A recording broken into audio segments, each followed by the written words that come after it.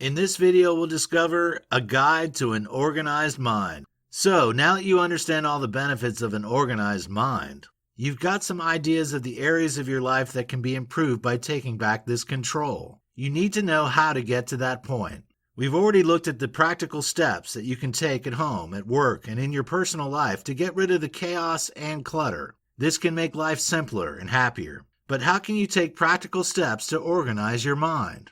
Here are a few top tips to get you started. Make lists and journals. Many people find that making lists or starting a journal is a good way to clear their minds. It will get rid of all the clutter that prevents them from moving forward in their lives. You may find that you're unable to focus on the tasks that you need to accomplish because they seem to be running over and over in your head. Composing a list of all the jobs and chores that you need to accomplish will help to set those intrusive thoughts free. Having a checklist of everything you need to get done will help you to see at a glance all that must be got through by the end of the day, week, or month. When you can tick each one off, you will experience a great sense of well-being at a job well done. Journaling is another useful strategy. It can be used to great effect to clear your mind and get rid of the clutter that prevents you from moving forward with your life. You may be feeling anxious, stressed, or depressed about situations in your life. Keeping notes in a diary or journal will help to bring some clarity to the situation, put it into perspective, and enable you to find a way forward.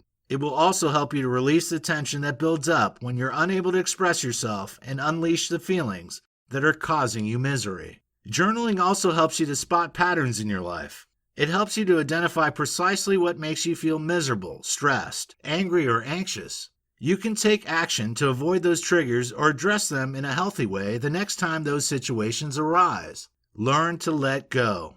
It can be hard to learn how to let go since many of us are raised in an environment where we cling on to things, whether those be possessions, emotions, or relationships. Unfortunately, this tends to apply to both the positive and negative ones. Everyone will go through times in their lives when they feel unhappy, angry, or frustrated.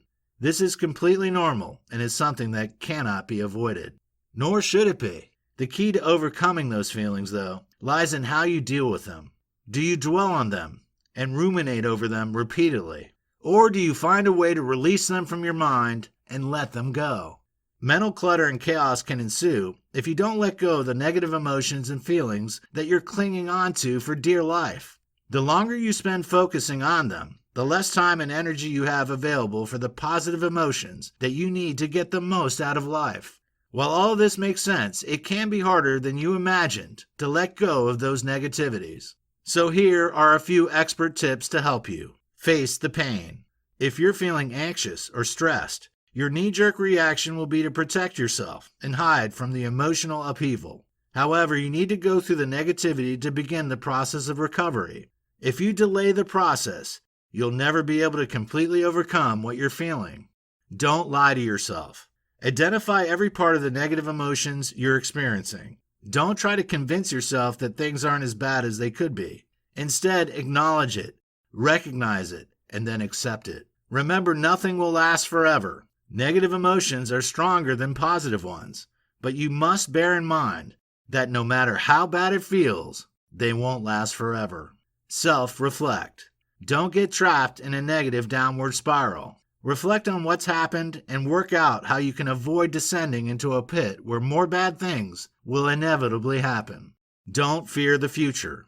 Although you have negative emotions now, the future is bright and you can rise up and embrace it only after you let these negative feelings go. Avoid multitasking. We're all trying to juggle more than at any other time in history, so it isn't too surprising that we all try to multitask. Yet this isn't as helpful as you might imagine. Multitasking will make you less, not more, productive. Evidence has shown that if you shift between tasks, you can waste as much as 40% of productive time. While you feel like you're achieving more, the chances are that you aren't. If you put all of your focus on one task, it will be completed more efficiently and also more effectively. Multitasking has a negative impact on the quality of the output you produce. It's even been shown that multitasking impacts negatively on the way your brain works, slowing it down and making it less efficient. That means you need to eliminate unnecessary distractions that are causing your mental clutter and narrow down your focus to the task in hand. Make decisions and stick to them. When you're able to make a decision and stick to it, you can really weed out the indecisive clutter and chaos that fills your head when you haven't planned a specific course of action. While it may sound simple to make a decision, the reality isn't always that easy. Many of us waver between possibilities and struggle to come down on one side or the other when there are two different options. The key to effective and decisive decision-making is to focus on what's really important and to bear in mind that gratification will almost certainly not be immediate.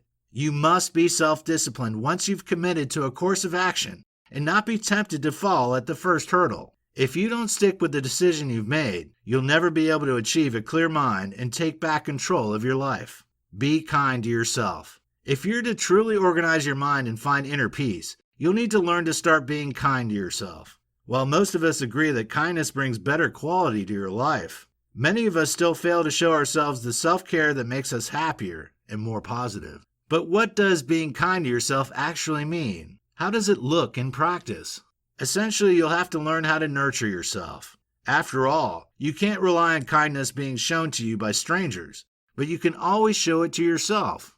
Being kind to yourself means looking after your own physical and mental well-being. It means having disciplined health habits and living a balanced lifestyle. This comes in the shape of getting enough quality sleep, taking exercise to strengthen your muscles, keep your heart healthy and help you stay flexible, and drinking plenty of water. It means going to the doctor if you experience a health problem, and adopting healthy coping mechanisms to get you through the challenges and stresses of everyday life. Remember, too, that being kind to yourself is an ongoing process. It doesn't mean taking a couple of days to nurture yourself if you're feeling especially low or distressed. It means taking regular time every day and week to look after your well-being. Don't wait until you're sick to care for yourself. Don't wait until you're exhausted before you take a break. Prevention is better than cure, so make sure you adopt a maintenance self-care regime.